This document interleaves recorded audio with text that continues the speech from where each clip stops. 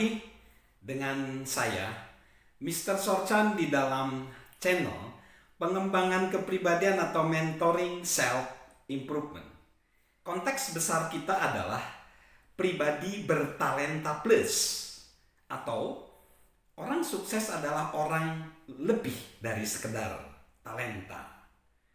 Kita tahu bahwa ke dalam talenta harus ditambahkan inisiatif. Inisiatif harus ditambahkan agar inisiatif dapat menggerakkan talenta. Nah, namun kenapa sih ada orang yang tidak punya inisiatif? Sebenarnya ada 4 sih ya jenis orang di muka bumi ini. 1, orang yang berbuat benar tanpa harus diminta. Itu sasaran kita. Yang kedua, orang yang berbuat benar tapi saat dia diminta gitu. Lalu yang ketiga, orang yang berbuat benar saat diminta lebih dari sekali. Dan 4, orang yang tidak pernah melakukan apapun dengan benar. Nah, kenapa sih ada 3 jenis orang yang nggak punya inisiatif di dunia ini? Orang yang kurang inisiatif itu karena gagal melihat kelambanannya.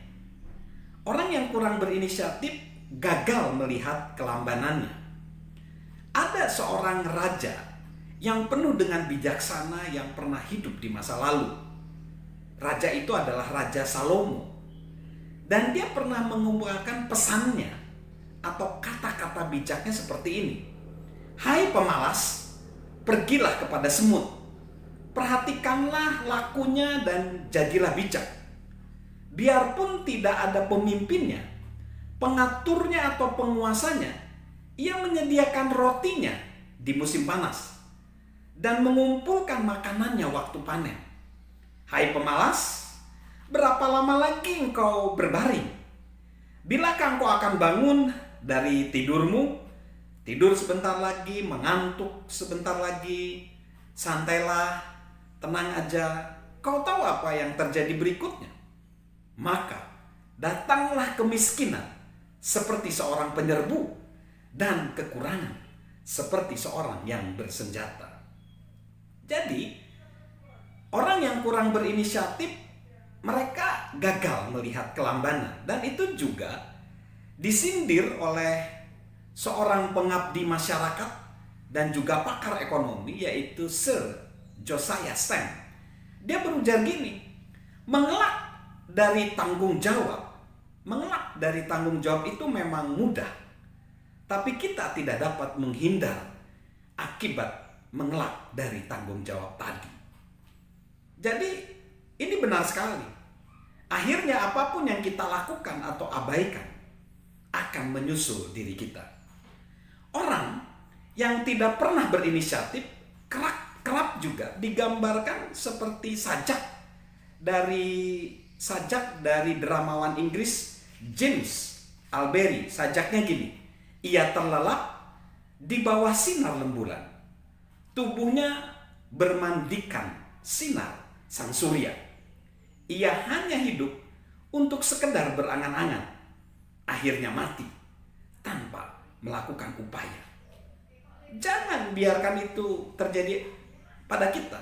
Kita mati tanpa ada karya.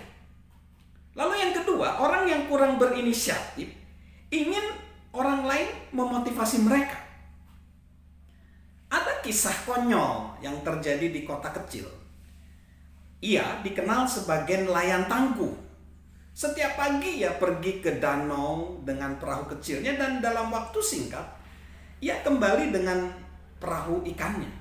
Suatu hari orang asing muncul dan bertanya, apakah dirinya boleh menemani dia untuk menangkap ikan? Oh, sang nelayan bilang boleh. Nanti jam 5 pagi besok kita ketemu di dermaga. Keesokan harinya, kedua orang ini pergi ke tengah danau dan menuju teluk kecil yang terpencil. Ketika berlayar, orang asing itu memperhatikan sang nelayan nggak punya galah, nggak punya peralatan lainnya kecuali pancing, ya, kotak pancing yang udah berkarat dan jaring. Setelah nelayan mematikan motor perahunya, ia membuka kotak pancing dan mengeluarkan sebatang dinamit.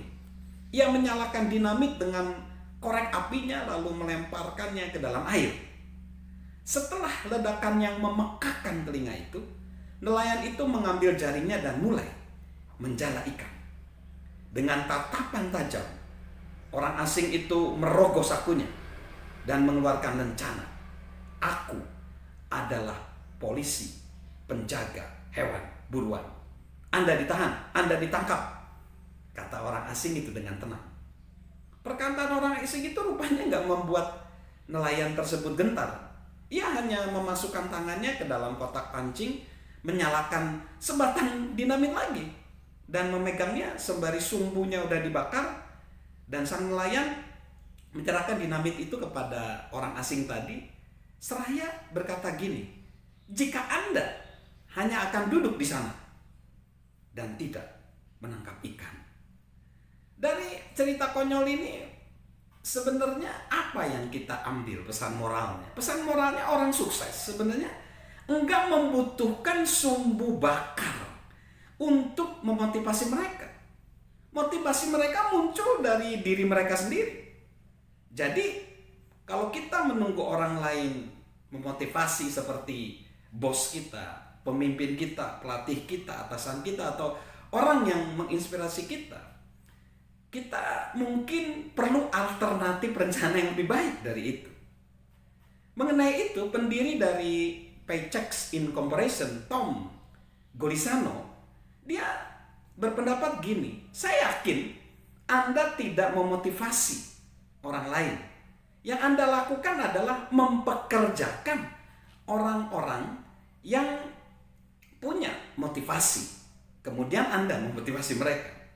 Jadi jika ingin maju, nyalakan semangat itu di dalam diri kita sendiri, di dalam internal diri kita.